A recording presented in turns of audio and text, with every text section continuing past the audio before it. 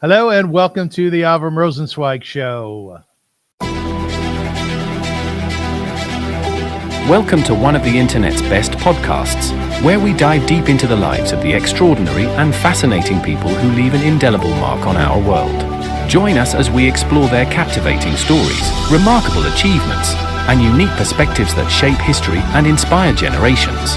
Get ready to embark on a journey through the lives of inspiring people unlike any other.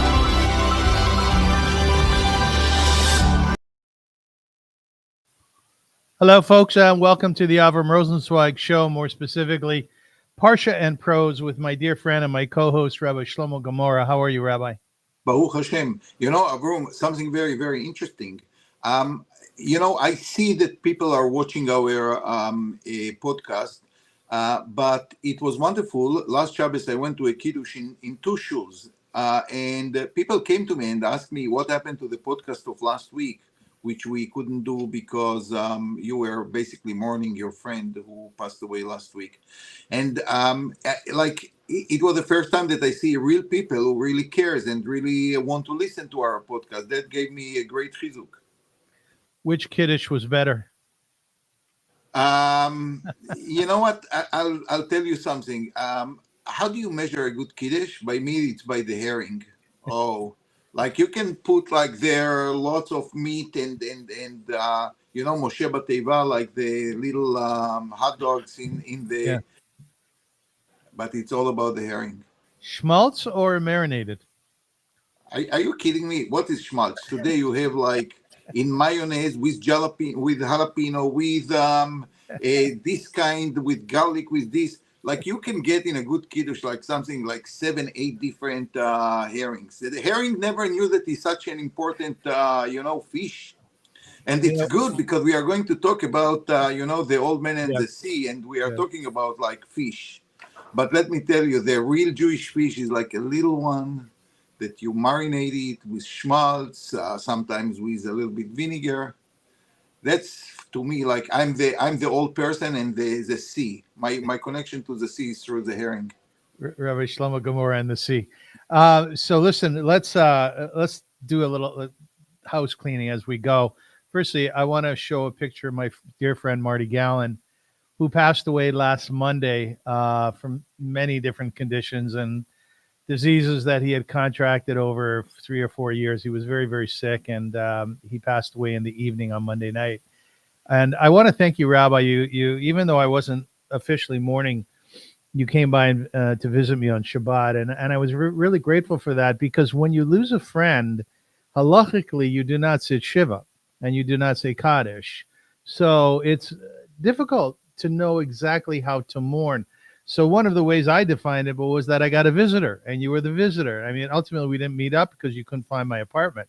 But it was so nice of you to visit, and I felt that it gave me the reason or an understanding more so of what mourning is all about, just for a friend, There is a void, and sometimes the void of a friend, a good friend, is bigger than sometimes even relatives. As Shlomo HaMelech said with his infinite wisdom, Tov shachen karov me'ach rachok. It's better to have a close neighbor, a good friend next to you than a brother who is far away. And yes, friends are something which is vital to our own growth and development. And the word re'ehu generally refers to a friend. And I was fascinated when I was learning the Chumash last year that at some point in time there's a reference to Moshe Rabbeinu vis-a-vis God, and they call him a re'ehu, as though he's God's friend, which I found that fascinating. Which is telling you something about their relationship. It's not like a relationship between a master and the slave, but more kind of friendship. It's hard to pronounce this word in this connection, but in general, and I think we mentioned it a few times, the way we have to see our relationship with God is based on the ahavta et Hashem Elokecha, about love and not about just fear. So obviously fear kicks in because our fate is in the hands of God. But I don't think it's what we are striving to. We are much more try to achieve this idea that everything that God is doing or command us is for our own favor. And it's interesting to say that the word mitzvah, which sounds in Hebrew like tzivui, like command, I think by the name of the Zohar, it's also come from the word tzavta. Tzavta, in Hebrew, you have a team, tzevet. And the mitzvot come to create kind of tzavta, a tzevet, a team of us and the Ribono Shel Olam, which is a very different than just commandment. It's much more about friendship and advice and a guide for life, which takes it to a completely different direction. You know, Rabbi, when my friend Marty Gallen passed away, he should rest in peace. One of the things I started to think about was this is my first dear friend that I've lost. And I started to think about those chayalim and chayalot today and over the years, including yourself, who have lost friends. And I'm wondering if sometimes, you know, we undermine that loss. Obviously, the loss of a son, chas v'chalila, or a daughter, God forbid, in a war, we talk about a lot. But when it comes to friendship, I don't know that there's a lot of talk about it. You lost some friends in Lebanon, and I know that stayed with you over the years. Do you still think of those people? Every day. And you know what? The amazing thing that even if you want to forget this part from like 40, 50 years, you want to continue with your life, God in all kind of mysterious ways just force you to remember them. I'll give you just a few examples. And unfortunately, as you said, I encountered death of very close friends in a very young age when I was in my early 20s. It happened in Lebanon. But also afterwards, you know, amazingly and tragically, if you take my great photo in my high school, today more than 12 of them are not around. More than 12.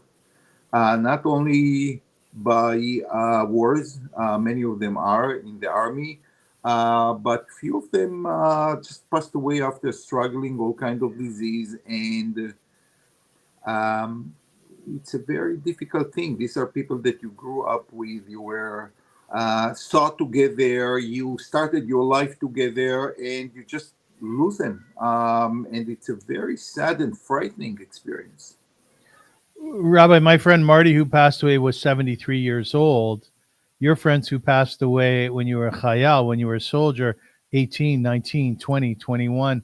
So in your memory, are they always that young? Are you always that young when you think of them? Yes, they are young forever. But when I talked about when Hashem forced you to remember them, I can tell you about few encounters of their children. You know, one of them, for example, left in Lebanon a wife who was pregnant. In my visit to Israel about 5 or 6 years ago, I met someone in the old city, and next to him, like someone in his late 30s or 40 even, and he said, "You remember Aryeh?" And they, "What Aryeh?" And he said, "Yeah, Aryeh Strauss." And he said, "This is his son." And he was older than I remember his father. So it was like, what? A very difficult experience to grasp. But at the same time, I said, wow, that's so amazing because he's gone, but he has someone to continue his legacy. And he also went to the same yeshiva as his father and tall and strong like his father. So it is quite amazing. Another encounter that I had, if we have time to just to tell the story, because this was the only time that I took a pen and I wrote a story. You know, in the New York Times, you can write a story about things that happened to you in New York. And this was such a extraordinary story that I decided to send them my story, but apparently it was not good enough to publish it. But here's a story. I'm going with my son Yair to buy some food for Shabbos, and outside the store there is a person, we would say, not 100%, so to speak. And he comes to me and he said, you remind me like my cousin. Who's your cousin? Said Zev Karov. Zev Karov. Zev Karov was in my grade in Yeshivat Nechalim. We were very close. He was from Tel Aviv. Then we did not go to the same yeshiva, but we kept in touch.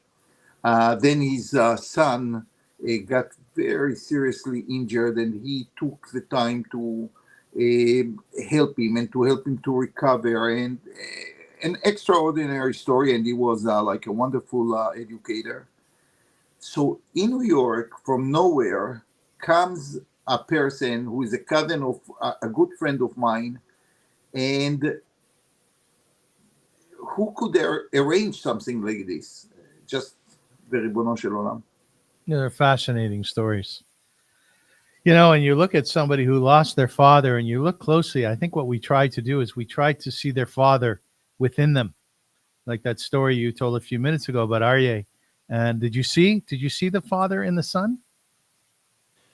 I could see similarities, but you understand, like the striking thing is normally you would expect to remember someone who is older, Yes. chronologically, Yes. as the older one, and the son is like the younger one. Like in your mind, you have a certain set of images. And here I remember this Aryeh, for example, as a 20 years old. This is the image. This is the last image to my brain. And here is a person who is a son who looks much older than his father. So something is like you have to rewire your brain in order to make sense of the images. Listen, we should all have health, and our friends should all have health. We should all be well, and a special shout out to the Chayalim and the Chayalot fighting for our freedom as Jews, fighting against anti-Semitism. Especially after yesterday, this is like 4 soldiers in Lebanon and 3 in Gaza. This is just, yes, very hard to deal with it. It's like another 7 families that their life are going to change forever. Forever. Am Yisrael Chai. Ladies and gentlemen, on the more mundane, the rabbi and I want to speak to you a little bit about an important issue, and that's called sponsorship. This show exists because of people like yourself who are interested in sponsoring the show. And you should know that there are a lot of opportunities to do so, whether it be through sponsorship packages, placements, sponsorship segments, and social media mentions. There are all kinds of ways of supporting Parsha and Prose. And we would be very, very thankful if you would be in touch with us and let us know that you have an interest in being part of this vibe. And why I call it a vibe is because there's something happening here. What it is, I'm not exactly clear. That's a lyric from a song, Rabbi. But we do know that there's something good going on. Our numbers are growing. People are approaching us, more so you, Rabbi, in the street, because you are more part of that chevra. And they're saying that they like the show. And they're very interested in what's to come. So we would ask you, please, if you want to be part of this vibe, this fascinating energy that we're putting out, and we both love it, then be in touch with me, avram.rosensweig@gmail.com, or be in touch with Rabbi Gemara, and you can see his email at the bottom. Do you want to add to that, Rabbi? I would add one thing, because when people are sponsoring something, they are looking for something unique, something that will bring their product or service to the mind of people. And the people who listen to our show, what I learned, are people who are young professionals, people who are well educated, people who are involved in the community. So if people want to reach this kind of people, with some of them, like one might be worse, so to speak, more than 10 or a dozen other people who don't care so much, this is a very good platform, actually. Okay, excellent. So be in touch with us, folks. and we would be more than happy to sit down with you and explain to you how you can be sponsors for the show. Now, we have an excellent show today. That we prepared something about a portion of the week, which is Vayishlach, and we will do it through the lens of The Old Man and the Sea, one of Hemingway's best, if not the best. Before we do that, we always like to touch on things having to do with learning outside of the Parsha or within the Parsha. So, Rob, I want to ask you very quickly before we dive into Parsha and Prose. You'll see up in the corner there, I don't know if you can see it clearly. Unfortunately, looks purple or something, but yeah, it's purple and it's square and it sounds like no. And essentially what it is, it's a line from the Parsha of the week which has dots over it. And the line is Vayiratz Esau likrato v'chabkehu v'yipol tzavarav v'yishkakehu v'yibchu. And Esau ran toward him, one thing, he embraced him, two things, he fell upon his neck, three things, he kissed them, four, and then they wept. So let me ask you this, in an umbrella sort of way, what are the dots over Vayishakehu? What is the Torah doing when it does, when it puts dots or other symbols over a word? It's just a call for attention. At the time of the Torah, you could not highlight, you cannot make the words bold. So here and there, when the Torah wants you to pay careful attention, she will change a little bit the size of the letter, which happened a few times in the Torah. For example, when Avram came to eulogize Sarah, it said, Livkota, the hay is small. Yes. Which the Torah say, please pay attention here. What happened here? They eulogizing like a lady 127 years old, it's still dear to her husband. There are other explanations as well. And one of the fascinating, I believe that there are less than 10 cases in the entire Torah where the way to draw our attention is to put little dots above the word, which show you something special about what is happening here. Don't read it fast. Don't read it without paying attention to what's going on here. And sometimes, obviously, when you say tell a person pay attention, people might pay attention in different ways. For example, in our case, what was Vayishlach? What was the kissing all about? And some of our sages understand it as a sincere kissing, like, they, after so many years of fighting and running away, Yaakov running away, it was a moment, a unique moment of reconciliation, of truth, of love. And some don't want to accept it. And they explain Vayishlach was, like he actually want really to bite him. To bite him.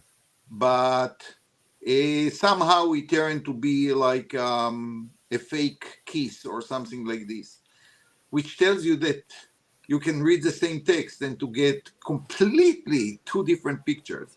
Mm-hmm. Mm-hmm. Okay.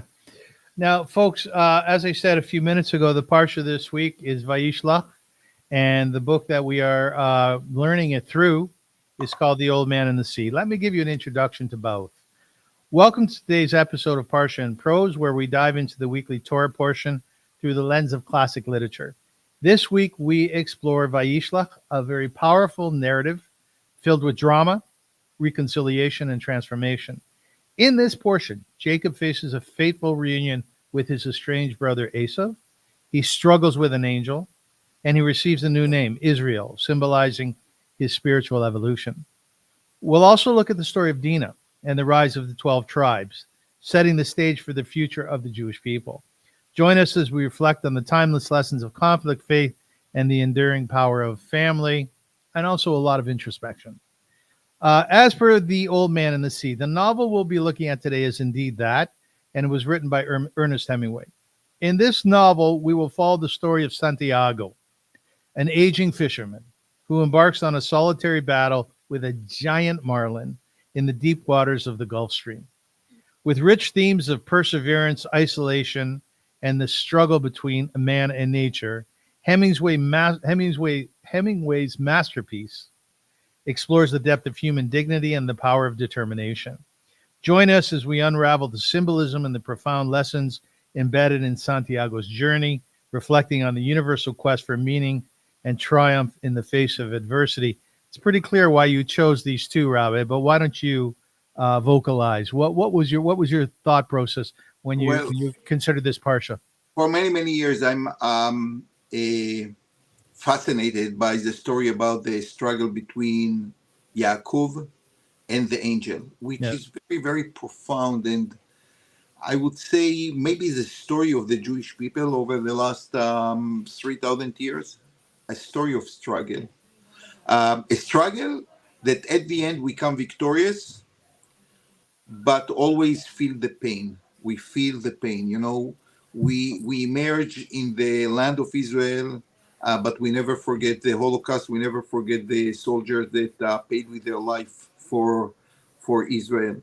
And this is very much the story of the Jewish history. This is a story about struggle that you emerge at the end from Yaakov to Israel. Kisarita im Elokim, because you fought with angels, you fought with divine powers, Vatuchal, and at the end you could overcome them.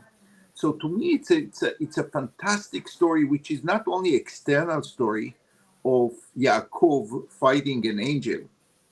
It's an internal struggle, and we fight all the time, not only with the outside world but within ourselves.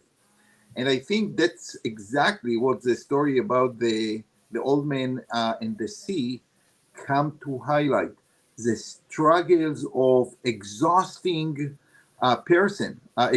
person on one hand, which is not only a struggle with the fish, it's a struggle that goes inside him.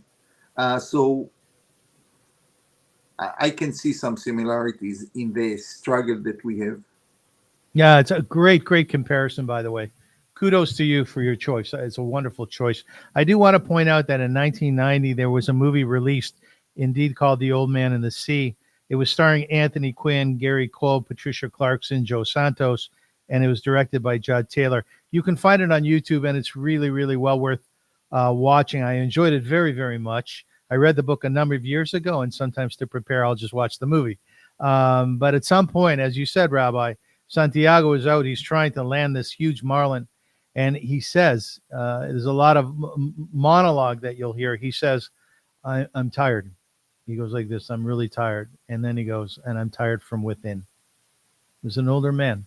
And he was trying to show that he still had it as a fisherman, I want to point out something about the survival that you mentioned, the survival of the Jewish people. One of the things that I realized after October 7th and the anti-Semitism that's out there, the non-Jewish world, or the anti-Semitic non-Jewish world, doesn't allow us our struggle.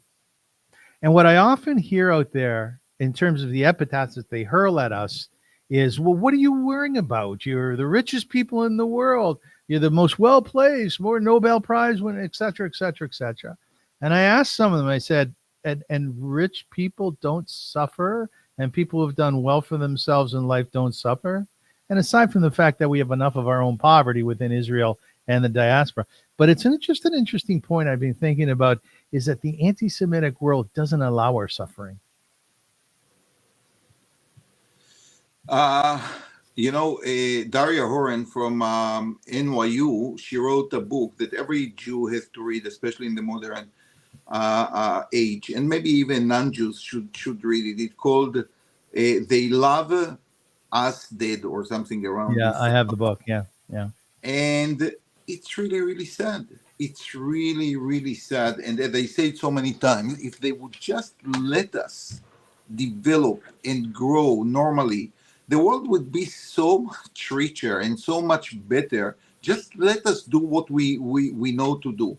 And instead, you just get this jealousy and hatred, which honestly work against the people who hate us. It works against the people who are jealous in us. We just want to share our goodness. So you get the unbelievable story. To me, it's like a corner store of understanding our relationship with the world. There is earthquake, let's say in Turkey. All the neighbors, no one comes to help.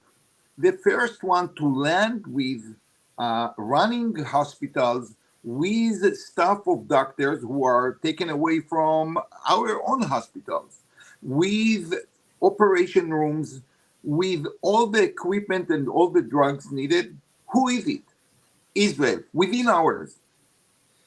Then you got some anti-Semites and they say, oh, they came to harvest organs in order to put them, to bring them back to Israel. Now, can you imagine something like this? You do something in order to help other people, and other people use the same thing against you. How much hate, how much twisted mind you need to change around the wonderful thing that Israel is doing to make them sound like a crime against humanity.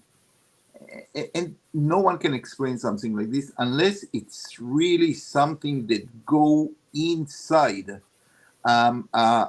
people's mind. And again, you know what? I think that, you just mentioned the Vayishlach, he kissed him. And it's really troubling why some of our sages will turn it around, and instead of seeing the beauty of the moment, they say, oh, actually, he wanted actually to bite him, and eventually he kissed him, by mistake, or it was a fake one. Why? Why to be so judgmental instead of seeing the beauty of it?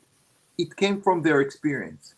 It came from their experience. They saw again and again how the Jewish people are hated for no reason, and they could not even fathom that maybe at one moment, the non-Jew liked the Jewish guy. They couldn't think about it. These are people who lived their life under the Roman oppressor, who was horrible, terrible, killed people with no reason.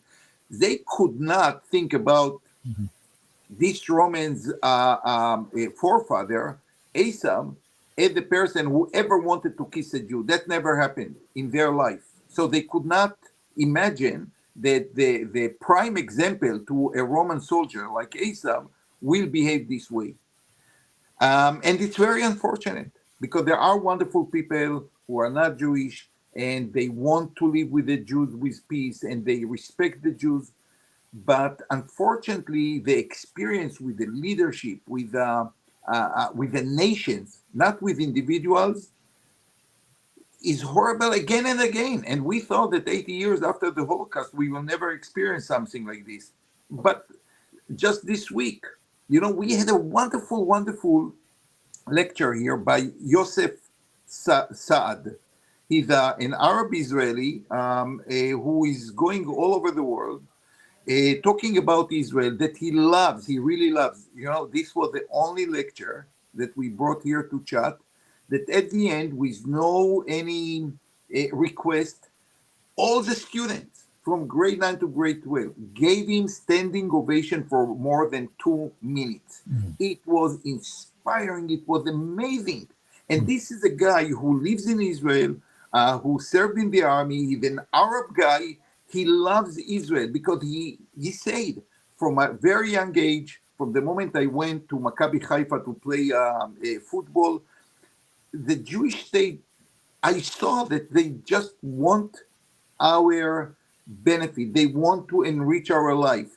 So I saw that everything that I heard, maybe on the street or in the neighborhood, was completely false. And I knew in a very young age, he said, I'm going to serve in Tzahal. So this was amazing. And just few more people like him, I'm telling you, like everyone will just tell us, please live your life, make the world better. That's what we want of you. Instead, we get exactly the opposite. Well, kol hakavod to you, Rabbi, for bringing him to the school. It was not me that brought him. I just came as a part of the audience, but it was an uplifting, inspiring experience for everyone to listen. Wonderful. I do want to tell you, by the way, that when I started Via Hafta way back in 1996, one of our departments was an international department, and we did medical operations all around the world by sending Jewish doctors and nurses and OTs, et cetera, where we could. The other thing that we did was we dealt with crises around the world, including places in Tegucigalpa, Honduras, in Ducha, Turkey. We sent a team to Haiti together, and we worked there together with the Israelis. And you're exactly right. The earthquake in Haiti, which killed 250,000 people, gobbled them up in the earth. A terrible thing, terrible thing. And nobody knew how to land in Haiti, but the Israelis, they figured it out, and within 48 hours they had landed on the ground. And like you said, Rabbi, they set up a hospital there. And after a month of work doing tertiary care, delivering babies, some amputations, they left, and they left the hospital to the locals. So our work out there, humanitarian work from the Jewish world, from Israel, from the JDC, American Jewish World Service, is absolutely magnificent. It's magnificent. So let us get into Parsha and Prose. By the way, do you know the Torah by heart? By heart, no, but I think you can start a pasuk, and I think usually I will know where you are, and maybe to complete few words. I wish I would know more, but by heart. All right, we'll finish this pasuk. Vayashuvu hamalachim el Yaakov lemor. יעקב לאמור, באנו אל אחיך אל עשיו וגם הולך לקראתך ו400 איש עמו. Very good. Excellent. Okay. That's what I love about you Israelis. The bus driver knows Tanakh. Very true. It is very true. Like you meet sometimes people and they know Tanakh, especially the Yemenites, from very young age. They just learn and repeat it, and they have like a treasure. I've met so many Israelis who are not religious, and I'll say, well, the Torah says, don't tell me about Tanakh. I know Tanakh, All right, Rabbi, how do the internal struggles faced by Jacob in the Parsha mirror Santiago's battle with the marlin in the old man in the sea? What are the common themes of perseverance, resilience that emerge from the stories? Well, first of all, you are talking about two old people who are exhausted by life. Everyone with his experiences. Yaakov comes after 20-something difficult years. And this is a person who comes back home to be with his family, to live like the quiet life, and lo and behold, he actually going to realize that the real struggle just started. He struggled with the malach, which apparently sent him exactly this message. If you think that you came to rest, I have a surprise for you. You are going to fight, and now you are going to fight with the people of Shechem, and you are going to fight with issues within your family. You are going to fight the unknown, where Joseph is, and then to go to Egypt to establish a new nation.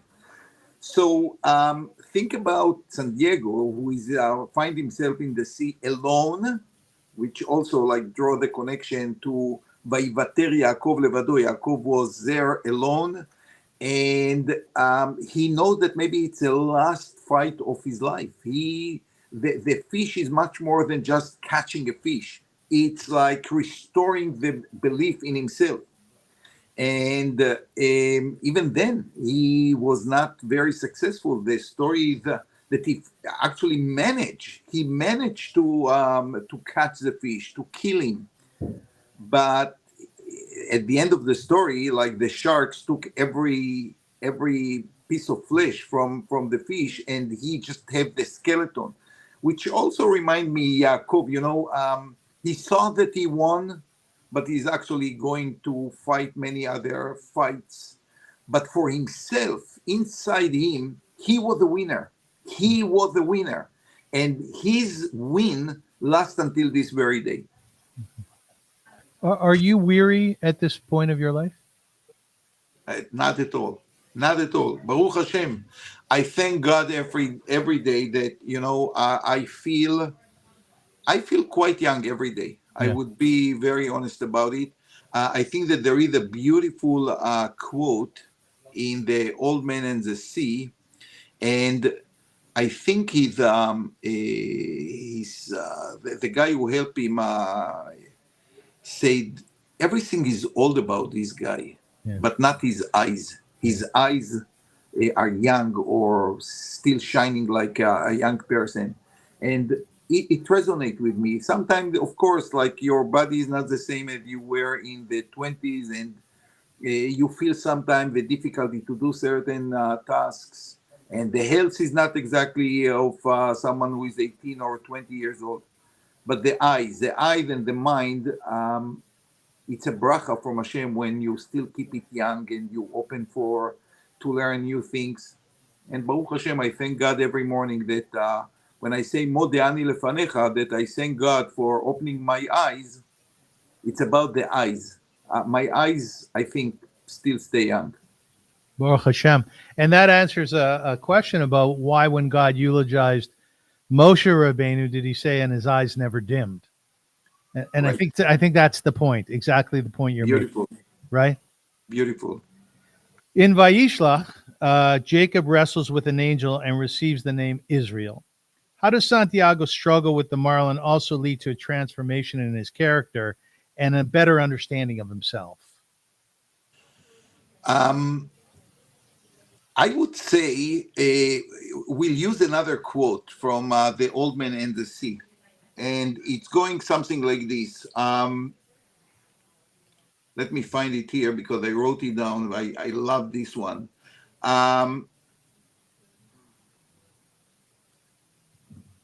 Okay, he said like this: man is not made for defeat. A man can be destroyed, but not defeated. Isn't it exactly the story of Jacob? He was destroyed few times in his life, with Esau, with Laban, with later we're coming back to Israel, as I say, like the whole struggle within the family, with the story, the awful story with Dinah, with the tension between Leah and Rachel. But it was never a defeat. Mm-hmm. And to me, it's a story about, yes, Yaakov in Hebrew means Laakov, is to follow something and always to try to reach something which is beyond your reach. But the change to Israel is talking about like the ability to fight your way and to be a winner at the end of the day, never being defeated. So the story of the old man is quite the same. He was defeated. He was defeated for, I think, 84 days. He couldn't bring a catch. And this is like the end of your career. And then at the last minute, he decided to go into the sea and he find this like magnificent fish, and he managed to catch him, and he lose again, right? But no, he won his personality, his identity, his ability to fight. And sometimes the ability to fight, even if at the end you find yourself like losing the fight, this by itself is a sign of vitality and the ability to go on.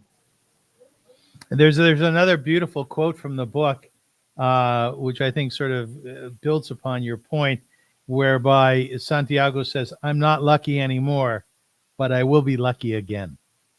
And muzzle plays a role, doesn't it, Rabbi? That's it. And you know what? This is something that we have to tell our children, because we don't know what they are going to face. We don't know. I'm sure that parents of the last century, 30s and 20s, could not imagine that their children will go through the horrors of Holocaust and Europe in flames. And we don't know what is going to happen. We have to be optimistic. But we have to know that the future might hide things that are not pleasant. And we have to teach our children that, yes, we might go through difficult times, but we can overcome them. And we will get stronger afterwards. By the way, the quote that you were referring to before goes something like this: "Everything about him was old except his eyes, and they were the same color as the sea," which is a beautiful imagery, "and were cheerful and undefeated." Beautiful quote. Yeah, thank you. Rabbi, both Jacob and Santiago face significant external challenges. Esau's anger, and in Santiago's case, the marlin. How did these challenges force them to confront their fears, their doubts, and their insecurities? Well, that's exactly what happened in any fight in life. I can tell you, like in Lebanon, it was a constant fear. It was a constant fear. When I have to tell you, like the first 2 weeks in Lebanon were like going to a vacation elsewhere. Remember, this is a time before people just travel to Europe and to Italy and to Romania and to Spain and to America and to Thailand and India, like everyone after our army is doing today. This was the first time we were in Chutz La'aretz, abroad, in a war. And Lebanon was magnificent. Let me tell you, this is such a beautiful country. I think I told our listeners, we were located under the magnificent cedars of Lebanon. You know, like Ke'erez Balbanon is gay. It was there. We saw it, and people welcomed us in unbelievable way. Like this was like for them, like wow, the mighty Israeli army.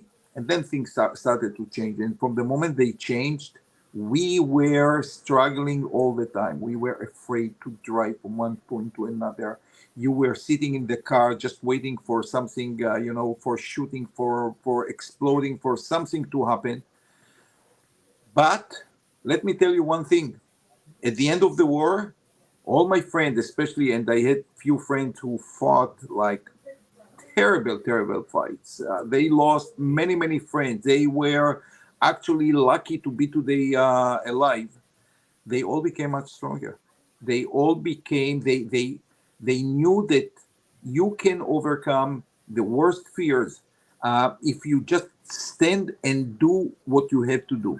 Um, and as I say, in every generation, the DNA of the Jewish people in every generation might be tested. And our DNA is we struggle and we win. We come stronger after every single struggle. It's phenomenal that there are more births in Israel since October 7th until now, and more marriages than in the previous 12 months. That's Must be. Must unbelievable. be. Yeah. Must be. That's always happened. And I think about my in-laws, Zichronam Livracha, who passed away in the last year and a half. Rest in peace. They came after the Holocaust, not asking questions. They just set a chuppah. There were no parents to come. Sometimes there were no siblings to come, but they wanted to grow and they built a magnificent place within years. Yes. No help from the outside. They just were Moser Nefesh to build a place. And today you have hundreds and hundreds of descendants of these amazing people. Yes. And normally, I think about the world in large, people like these who were completely destroyed. Not like, I'm not talking about cultural genocide. I'm talking about genocide. I'm talking about people who lost everything, especially family, that makes you, it makes your suffering worth something. And by the way, last week we wanted to talk about Viktor Frankl, A Man's Search for Meaning. And these people had meaning in life. They wanted to do something in their life. They wanted to rebuild, and they overcome every single difficulty. And look what is happening in the world. Many people went through terrible experiences. I'm not saying that we are unique completely in our suffering, but the Jewish people, instead of like sitting and crying and waiting for others to solve their problems, we took our fate into our hands, and with a great siyata d'ishmaya, as I see, help from heaven, we did it. But the reason why we did it was because we took things into our own hand. We were not crying to other people to come and help us. It's a very interesting point that you're making, and it's very apropos to the Parsha, because when Jacob was about to meet his brother, he was very strategic. He was spiritually strategic. He was familial in terms of his family strategic, and he was also strategic in terms of warring. He did all three. And the Chachamim say, look, you have to have belief and faith in God, but you can't just rely on God, right? Absolutely. We rely on God that what we do will be successful, but we don't know if we will be successful. And it's very interesting. The Talmud is telling us that when Rabbi Yehuda Judah, the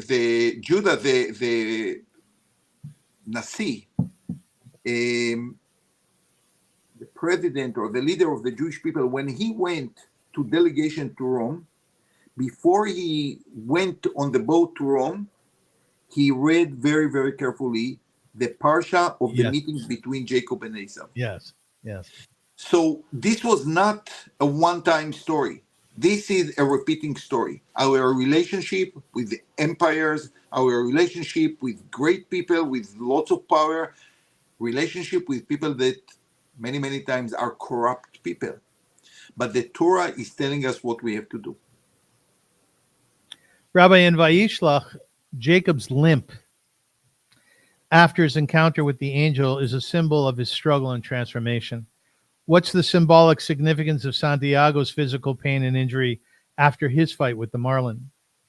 I think, if I'm not mistaken, Hemingway talk more about the exhaustion. It's not so much the fight against the sharks who come, to eat the marlin. The leg. Let me ask you, how do you understand like the injured leg? Why not another limb? What's your take on it? It's a very good question, and I've thought about that a lot.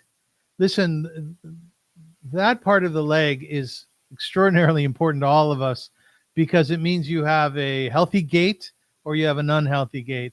And when Esau was finished, when Yaakov was finished the fight with the angel and he was hit in that particular area, they say sort of he limped away, and I felt his pain because I know what it's like to have a bad knee, or I know what it's like if I get kicked in the shins and during sports and I can't walk well. And it affects not only my gait, but it affects my entire outlook on things. It's because if you can't walk, and I saw this in my friend Marty, who was unable to walk after a while, life becomes much, much different. You're limping around, you feel the pain constantly, you can't get everywhere you want to get as you did before. I think life changes dramatically. I think it was a well-placed injury, possibly because of that. Yeah. But I think that there is another message here, that after the fight, the head, so to speak, was not injured. Mm-hmm. I think that the story of the Torah is telling us the following.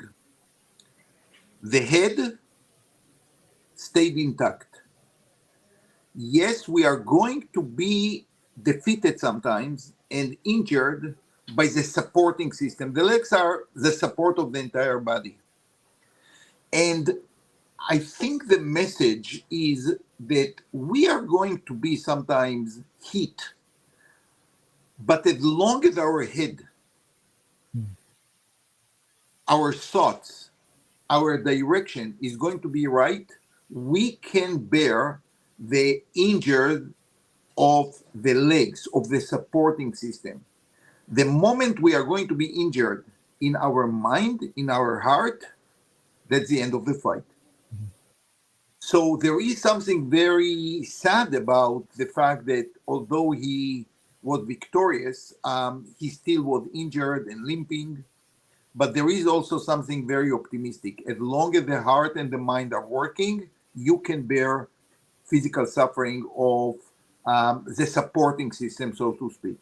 And the supporting system might be the financial one, it might be sometimes the security, might be sometimes the health, many, many things which support our life. But the most important thing is to keep the mind and the heart healthy. Excellent. And that does speak a little bit to Viktor Frankl and the Man's Search for Meaning. His idea behind logotherapy was if you have purpose and meaning in life, that in itself is therapeutic. And, so many people survived Auschwitz, but with terrible, terrible scars, but still their thinking, their mind, their spirit was in place, right? Exactly. Rabbi, how do the acts of reconciliation in Vayishlach, especially between Jacob and Esau, parallel Santiago's internal peace with the outcome of his struggle with the marlin? In essence, interesting thing here. What do both stories say about the value of peace after conflict? this is an excellent question because it really reminds us that the fight by itself is not important. It's important how you emerge from the fight. And the truth is that Yaakov fought with the Malach, with Esau. There was a kind of reconciliation, which was a very short-lived one. Yes. Remember that Yaakov actually did not want to stay there for a long time. With Santiago, is, as I said, is the understanding that sometimes you are not going to be victorious. He, at the end of the day, after days of fighting with the marlin and then with the sharks, and actually losing the purpose of this fight, which was he stayed with a skeleton tied to his little skip or little boat. But how people looked at him when he came back. Yeah. What did he think about himself? His ability, even as an old person, to continue life and continue the struggles of life. I think this by itself help us to make peace with ourselves.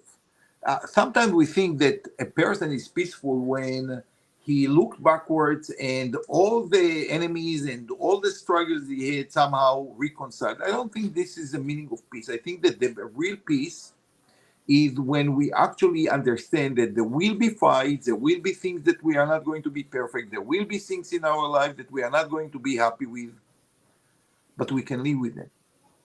And I think that's a great message of the old man and the sea. Even when you don't reach your goals, your ability to fight to reach them, this is what makes you a whole person, a man. Regardless of the outcome, you're saying, or not necessarily. Regardless. As long as you are not defeated, you are a man. Rabbi, there's a fascinating part of the Parsha that deals with the ravaging or the rape of Dinah. And Dinah was Jacob's daughter through Leah. It's a very difficult piece to understand, at least for me.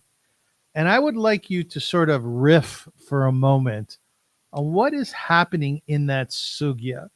All of a sudden, his daughter is taken by a prince, and she's raped, and he falls in love with her, and the brothers decide what we're going to take care of business. Can you tell us what we're supposed to learn from this?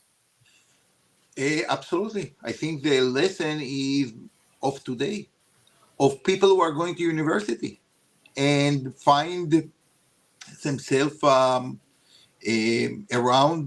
them are wonderful people, smart people, good-looking guys and girls. And I think that's actually the nisayon, the test that the Jewish people always had with the society around them. There is something very, very important, and I make it a cornerstone in my education. The Jewish people are unique in the fact that they try to keep their values, to be conservative in terms of their traditions. At the same time, we see ourselves part of the world. We try to be the best in everything. You just mentioned the Nobel Prize laureates, and this is only one example. Every area of life, the Jews always want to excel. If you take today, like the Nasdaq, for example, the second biggest country on Nasdaq is, I think, Israel. I don't think it's even Canada or another country. We try to be the best, but it comes with a price. When you want to be part of the world, you are going to see and to engage with parts of the world who are not exactly Jewish. And I have to tell you, like many students in the past told me about their experiences. They meet a wonderful girl, they meet a wonderful boy in the university. They are kind and nice, and as I say, good-looking people. And they don't see themselves foreigners to the situation, and they still have to go to Chabad, to remember who they are, where they came from, what their family are expected of them. So this tension is always there. And the moment Yaakov and his family coming back to Israel to live normal life, they find themselves in a very similar situation. There are people in the land, and the people are wonderful. They are traders, they are nice, they are rich, they have their land, they have their families. And the Torah is warning us that, like intermarriage, mingling with the people around you can lead to terrible results. By the way, this story repeats itself again. When the Jewish people, after 40 years in the desert, coming to Eretz Israel, what happened? The Jewish people are mingling into Bnot Moab, to the daughters of Moab.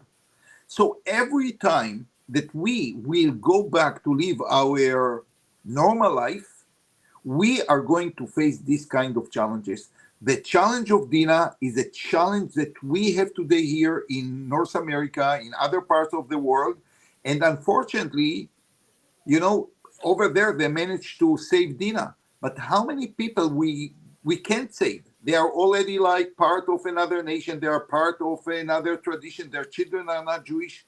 So to me, this Parsha is a Parsha of today. And yeah, yes. Please. So I think that the Torah put here like a huge sign, be careful. Be careful. It can happen, and it most likely will happen. If you are not going to protect your values, you are going to cross the bridges to another culture. And after Dinah was abducted and raped, the brothers decided strategically that they were going to tell this small group of people, a little kingdom, to circumcise, and then they will join them in their lives. And then they went in there, and on the third day, when the pain is ostensibly the worst, they went in and they wiped out all the people. Was that an okay strategy to do?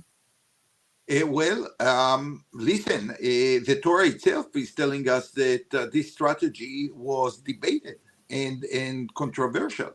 Remember, when everyone agreed to the idea of circumcise the people of Shechem, they had an idea here, obviously. This was actually the beepers of the Hezbollah, but 4,000 years ago. They needed like a trick in order to take out Dinah from the house of Shechem. How they are going to do it? They had to do something. So they were the first one to think, like strategically, and they, instead of beepers, which did not exist, they thought, they will circumcise, they will be weak and not able to fight. But when they made this decision, in the matkal of the, this time, their idea was to take Dinah and that's it. And no one will condemn them for it. It was Shimon and Levi who decided to take it one step further. And listen, Jacob criticized them to the point that he did not want to give them a bracha before he died. That's serious. This is very serious when a father does not want to give a bracha to his child before he dies. We don't see that the brothers actually were happy with it. It was extreme people, Shimon and Levi, who did it for the right reasons, but not consulting the old person, not seeing the bigger picture here. And therefore, we have to remember, yes, there will be people that will, push the envelope, will take it a little bit further, and the Torah itself criticize them. They see the benefit of it when they say our sister is not going to be a harlot, but there is sometimes in diplomacy and in relationship with other countries, you have to see the bigger picture. And the Torah criticized them for failing to see the bigger picture. Rabbi, in this parsha, we see the death of Devorah, who is Rachel's wet nurse. We see the death of Rachel. We also see the death of Yaakov. And at the end of the parsha, it said that, or of Yitzchak, and Yaakov and Esau came together to bury him, as Isaac and Ishmael did for Avraham. when we study a parsha and we see some deaths but not other deaths, Devorah is a very strange death on the face of it. What are we to take out of the demise of these particular individuals and not others? I think these are people that, bring you back in time. We don't know anything about Devorah, but it was important for the Torah to mention her death here. And I do believe that the entire story that we read in Vayetze and Vayishlach is like a story that starts with Yaakov running away from Israel and coming back to Israel. And I think the Torah teaches us a very powerful lesson. When we come back, we don't really come back. We come back, we are older. We are more experienced with fights and with people. And some of the people that were the people who guide us and help us to grow up will not be there anymore, like Devorah. So, yes, we close the circle. Yaakov ran away from Eretz Israel and now comes back. But it's not the same land, not the same people, not the same family. From a person who took orders from his mother and his father, they are not there anymore. He will have to establish his own life with his own values, hopefully with the values that he inherited from his parents. But they are not going to be there. I remember a few years ago in Shul, you made this wonderful Devar Torah about the generations that were listed in a particular parsha, and you chose one name from that list, and it was a descriptive name, like the boat ringer or something like this. I don't remember who it was, and you said, it's very important that we learn these names, we understand who they are and their descriptions, so that we can understand more so about the times, more so about the people. So when I studied the generations of Esau this week at the end of our Parsha, I tried to learn it like that. I tried to find something within the names that I could take away and say, yeah, now I understand more. So a lot more than just a list of generations, so we understand who came when and we have a sense of the years, etc. Are there any particular names in there that you like? I'll tell you, one of the names is Magdiel, Aluf Magdiel. And I'll tell you why I love this name. When my grandparents, my father parents, Aleim Shalom, they came to Israel, they came to a place named Magdiel. And one day my father actually told me that when they choose this name, which actually in Hebrew means like the sweet Migdalim, Meged is like excellent oil or candies, so something really good that people like to eat or to have in their food. Rav Kook actually opposed this idea because Magdiel is a name of one of the descendants of Esau. Yes. But anyway, even today in Israel, you have Magdiel. They have a wonderful restaurant. My grandparents are buried in Petach Tikva, which is not far away. So obviously, every time that I read the name Magdiel, it reminds me like the time that I went to my grandparents to visit them in this little place, the little village, which is between Kfar Saba and Petach Tikva. What are the other names? Yoshvei Achori and there's a whole list of them at the end of the parsha, right? Yeah, right. How did you learn this when you learned it? Honestly, I don't pay too much attention, and the only thing I know it from like Chazal. Chazal, for example, that Magdiel is wrong because, as I say, like it's a good oil or a sweet land, which is a good description of Rome and the vicinity, and Italy in general. But more attention than that, Aluf Korach, Eliphaz, Teman, Knaz. I'll have to take another year to learn these ones. I'm always happy to stump you. It makes me feel good, I'll be honest. Well, this time was easy, It's an easy stump. Now, ladies and gentlemen, as you all know, over the last number of months, I have been fooling around a little bit with artificial intelligence, and much to the chagrin of Rabbi Gomorrah's daughter, I have decided once again to ask AI to create a poem about our Parsha and about the book that we were studying this week, which is The Old Man and the Sea. So here it is, Rabbi. Good luck. In the Torah portion, Vayishlach, we find a man wrestling with his fate, intertwined. Jacob, alone by the stream, faces the night, a struggle with an angel, a test of his might. His name is changed from Jacob to Israel, the man who contends his story to tell. With a limp and a heart now ready to soar, he faces his future, uncertain, yet more. Now in a distant world on a lonely sea, an old man battles, fighting to be free. Santiago, worn but steadfast and wise, stares at the horizon with unclouded eyes. He fights the marlin, a battle of soul, a struggle so fierce it takes a great toll. With strength and faith through the world, though the world may flee, he seeks redemption in the depth of the sea. Both stories are of men, alone with their strife, a test of endurance, a quest for life. Jacob and Santiago in different lands face their adversities with a trembling hand. In the night of struggle, they find their grace, a mark of courage and endless race. Through wrestling and fishing, through pain and loss, they gain wisdom at a cost. The Torah teaches, through Jacob's plight, that the struggle, though long, leads to light.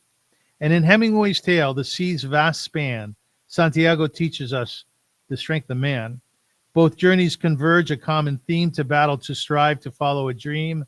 In the Torah and the sea, the truth we see, endurance and faith, will set the spirit free. Rabbi, I think that poem really touched on a lot of things. Actually, it does. It wasn't bad. Actually, it does in a very good way. It took the main ideas of the two stories and managed to create a poem. I'm quite impressed.